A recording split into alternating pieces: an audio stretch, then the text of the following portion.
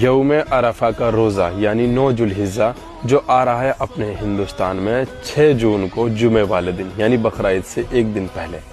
اگر کسی انسان نے اس کا روزہ رکھ لیا تو اس کی کتنی بڑی فضیلت ہے وہ میں آپ کو بتاتا ہوں، جس کے بارے میں صحیح مسلم میں حدیث ہے کہ حضور پاک صلی اللہ علیہ وسلم نے ارشاد فرمایا، جو شخص یہ روزہ رکھے میں اللہ سے امید رکھتا ہوں کہ اس کے 1 سال پہلے اور 1 سال بعد کے گناہ معاف کر دیے جائیں گے۔ تو کتنی بڑی فضیلت ہے، یعنی یہ ایک روزہ آپ کے 2 سال کے گناہوں کے لیے کفارہ ہے۔ تو اس روزے کو بھلا کوئی مسلمان اتنی بڑی فضیلت سننے کے بعد کسی طریقے سے چھوڑنا چاہے گا؟ اور یہ ویڈیو اپنے تمام دوستوں تک شیئر کر دینا تاکہ سب کو یہ پتہ چل سکے اور بقرعید سے ایک دن پہلے تمام مسلمان یہ روزہ رکھ سکیں۔ رہیں گے